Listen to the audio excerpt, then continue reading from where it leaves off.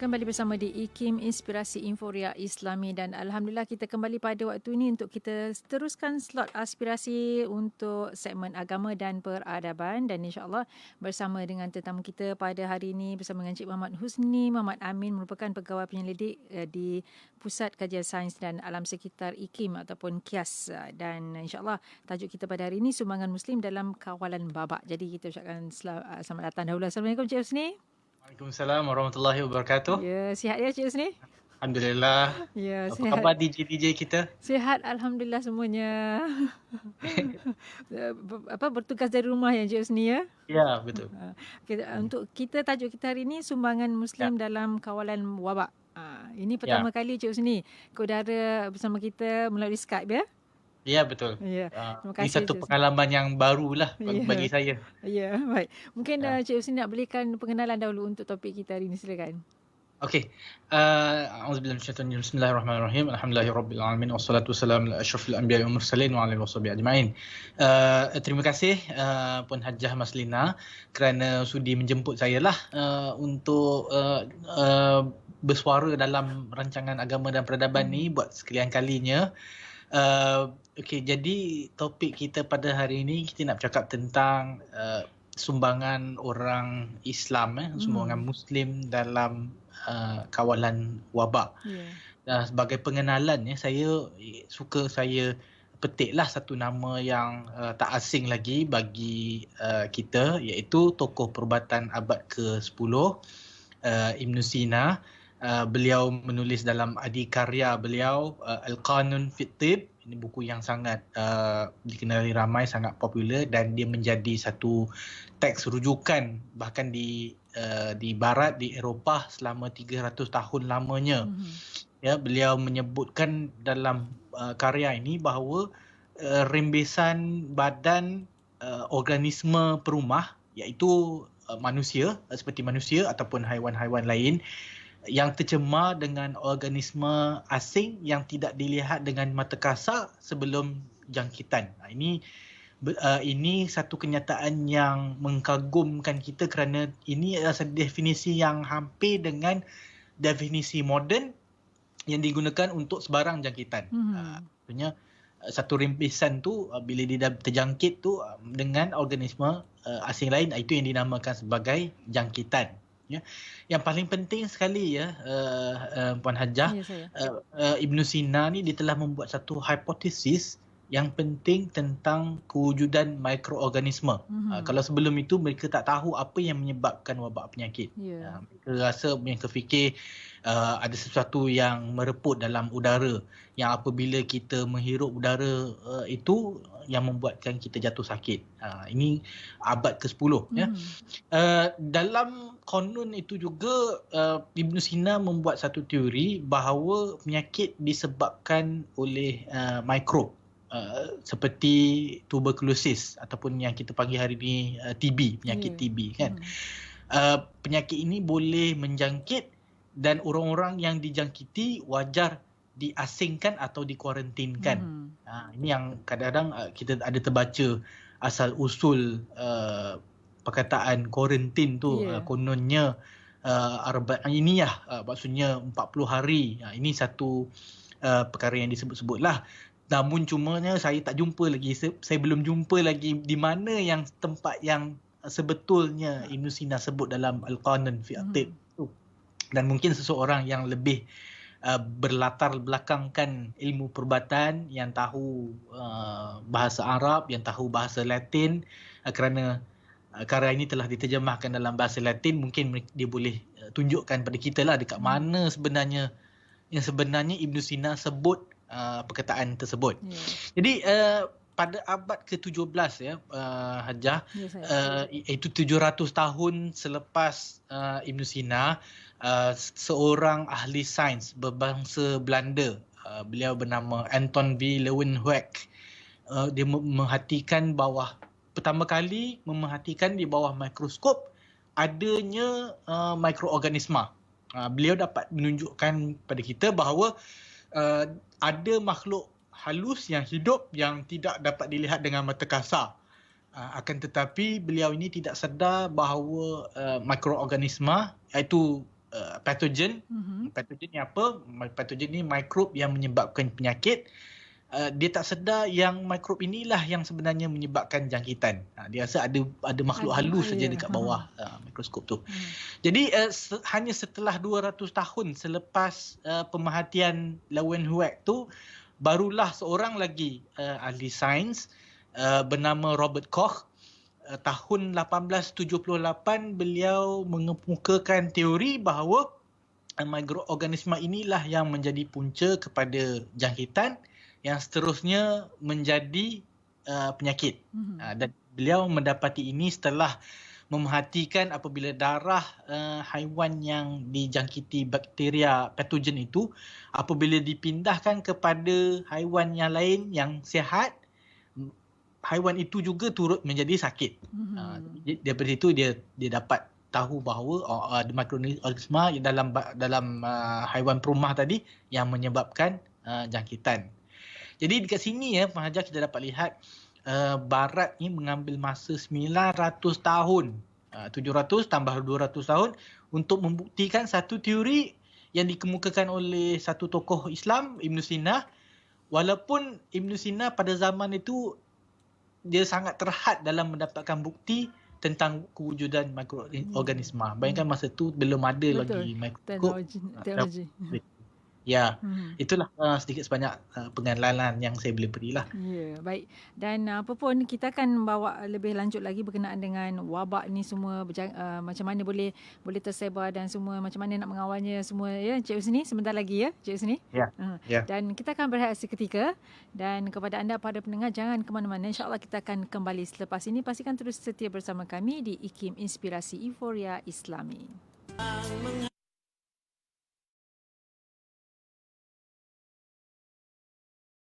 Ya.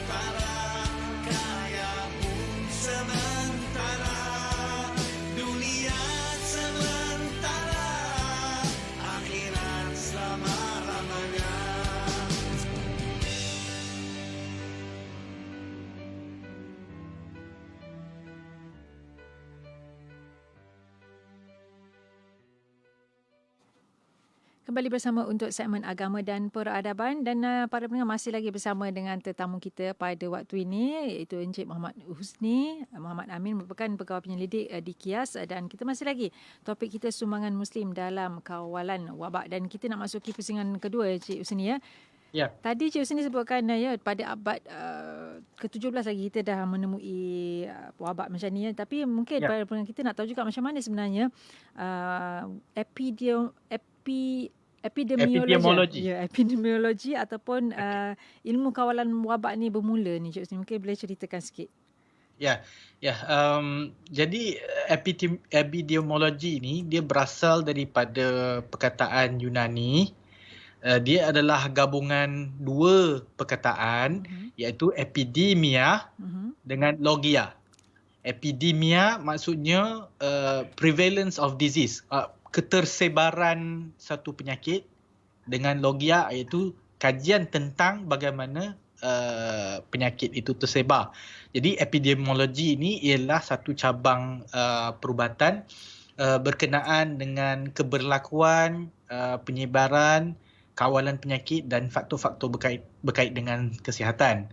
Dan cuma saya nak jelas dekat sini,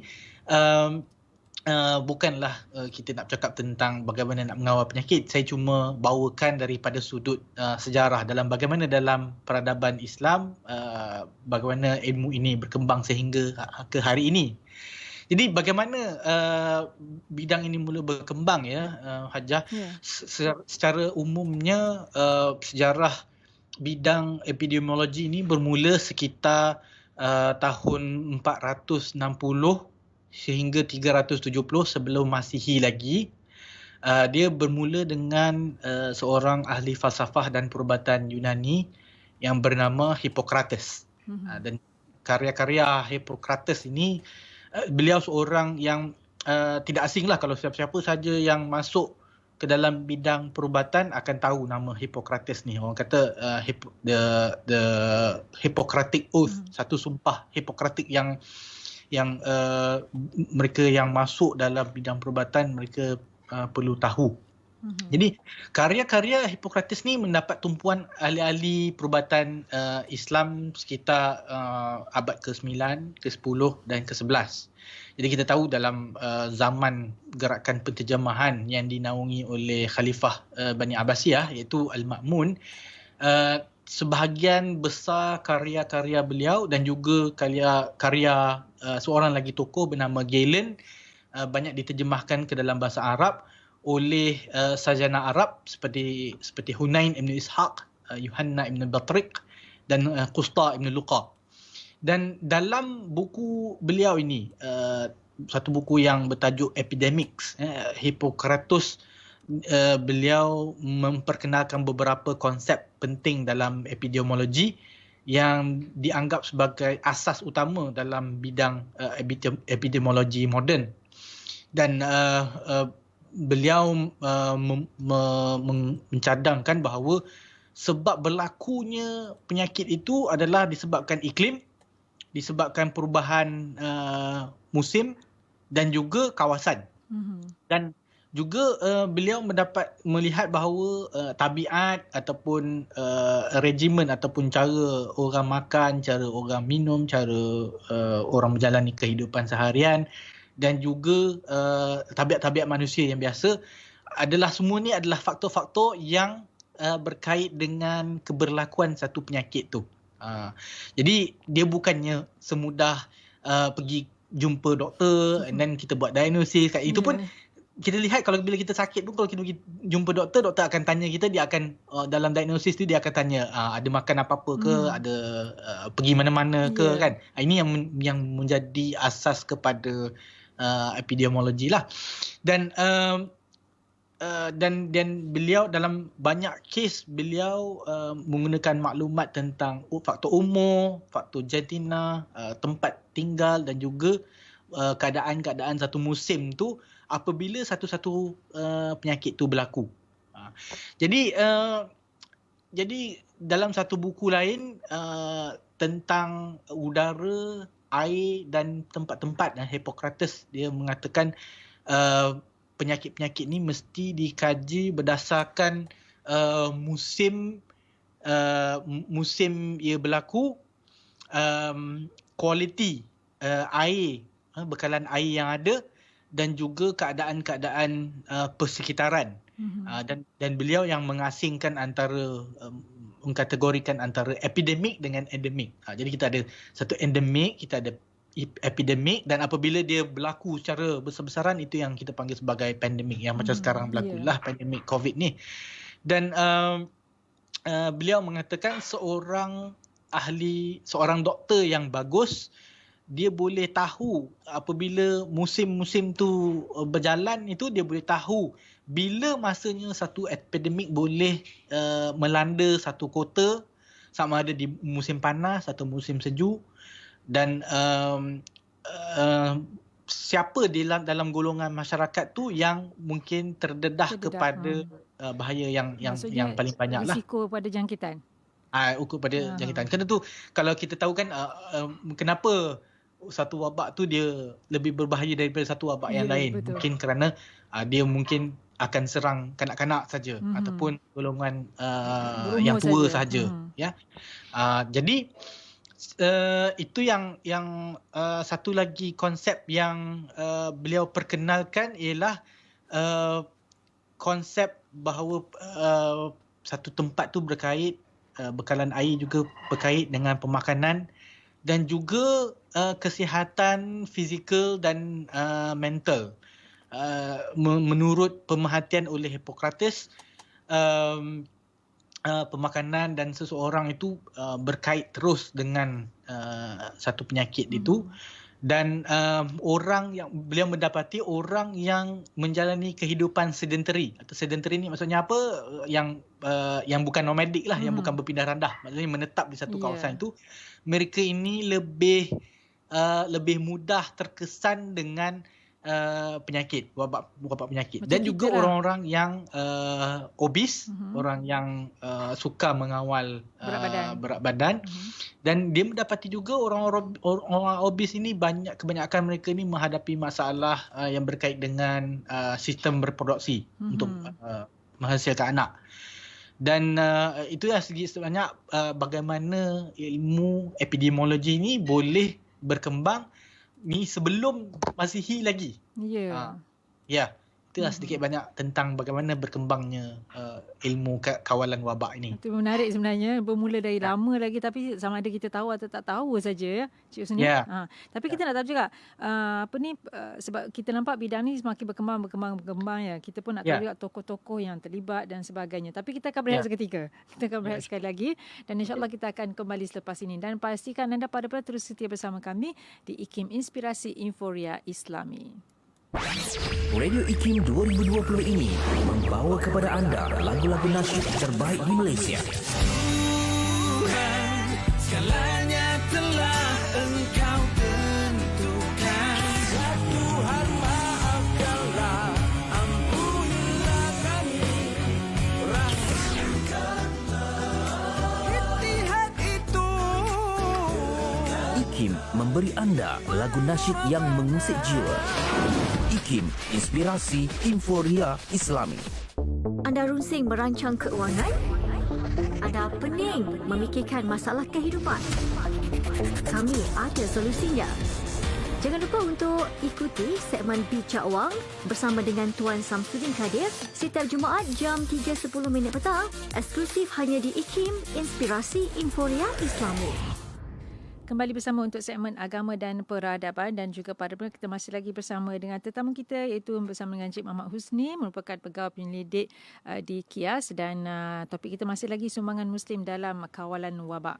Tadi Encik Husni dah ceritakan ya tokoh-tokoh yang terlibat dalam penemuan wabak ini dan juga macam mana wabak ini boleh bermula, kawalan wabak ini boleh bermula ya. Tapi kita nak tahu juga sebab tajuk kita ni sumbangan Muslim.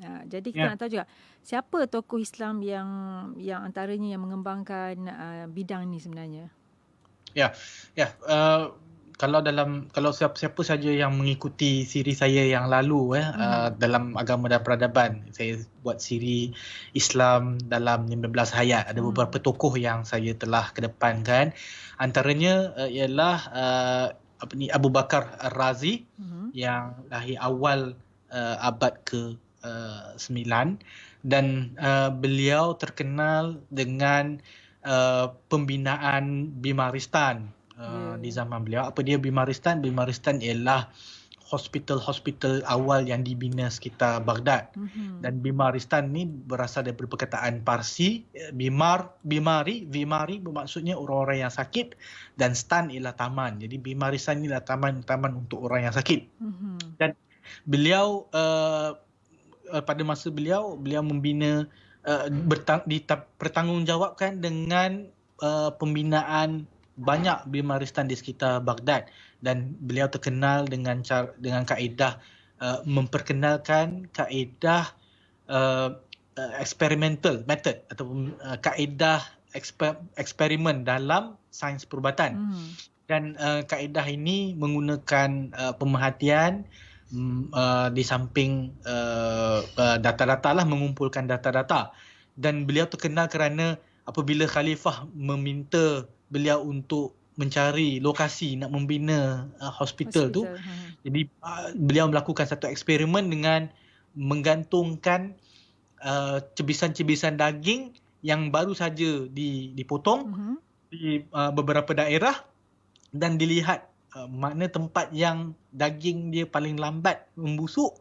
Maksudnya tempat itulah yang lebih baik, bagusnya udara dia lebih bersih untuk dibina hospital. Kemudian Fakhruddin Abu Bakar Ar-Razi yang mengikut jejak langkah beliau ialah Ibn Sina yang saya sebutkan tadi. Tetapi tokoh yang paling besar sumbangannya secara khusus dalam epidemiologi ni ialah Alauddin Abul Hasan Ali bin Abi Hazm Al-Qarshi Al-Dimashqi, ataupun lebih dikenali nama pendek dia Ibn Nafis. Betul. Okay. Ini satu tokoh besar dalam ilmu perubatan, dan saya pernah bentang sebelum ini dalam siri yang lalu tentang Ibn Nafis. Beliau, tapi kita boleh ulang semula. Ya, betul. Cakap kan.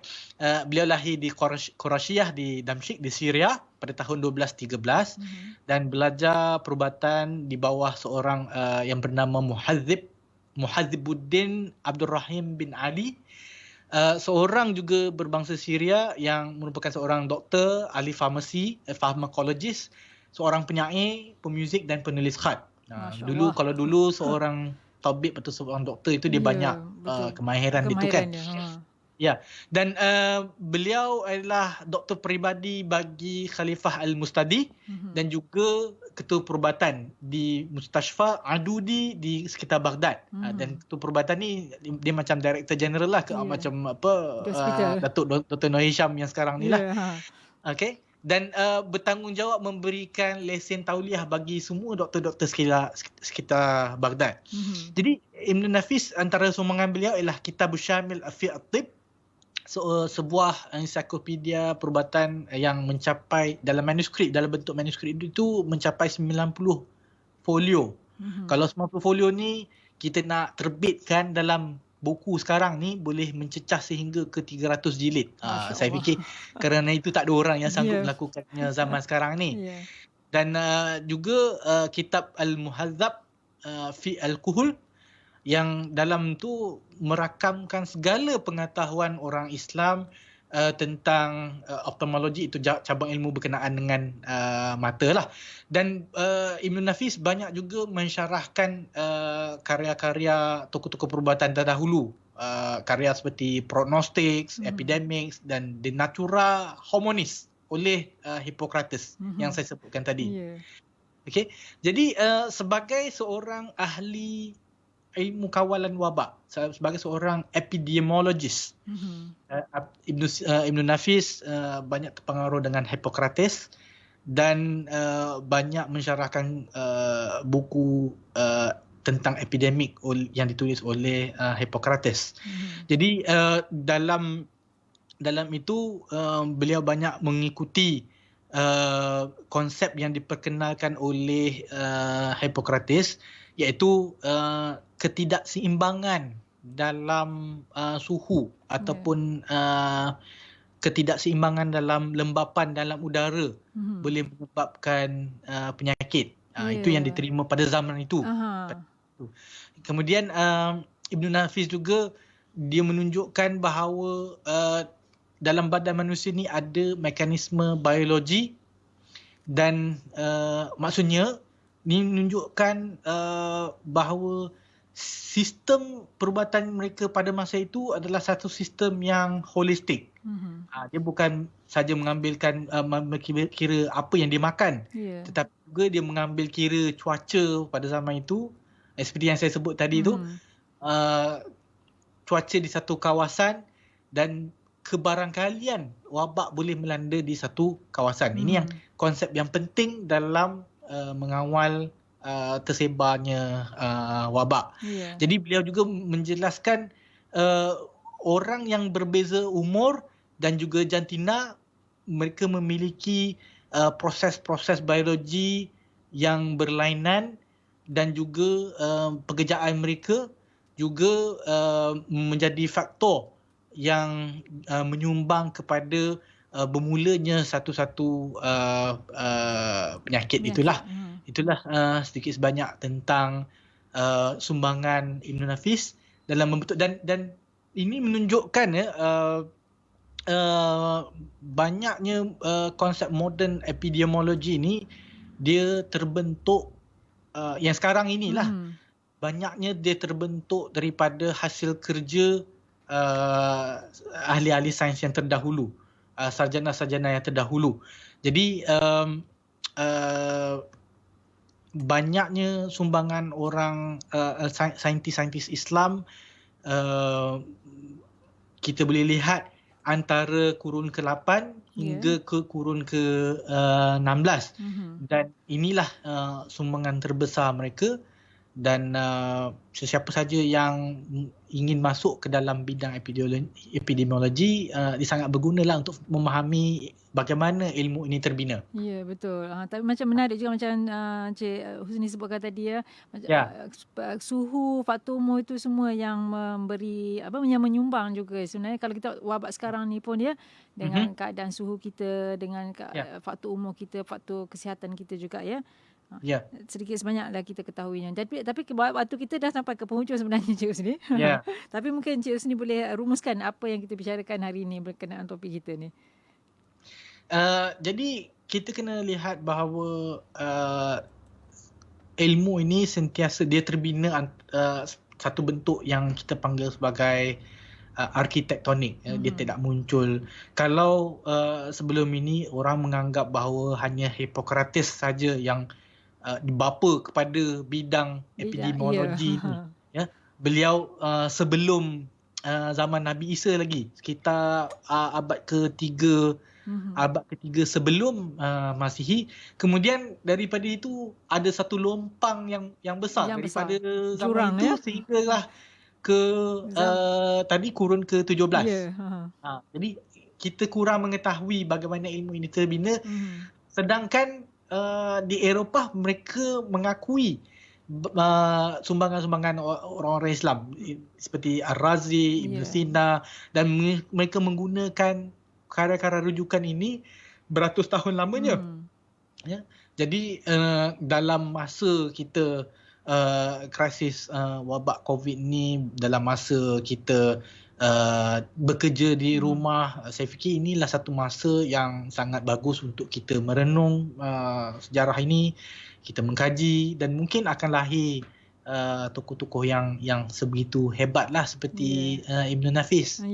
InsyaAllah kita harapkan, mana tahu dengan teknologi kita yang lebih lagi berkembang sekarang ni sepatutnya.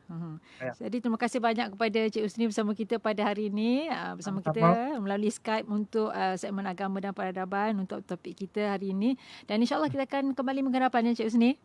InsyaAllah. Terima kasih. Assalamualaikum. Waalaikumsalam warahmatullahi wabarakatuh. Dan kepada anda para pendengar, teruskan bersama kami dan insyaAllah kita akan kembali selepas ini untuk seterusnya untuk aspirasi di IKIM, Inspirasi Inforia Islami.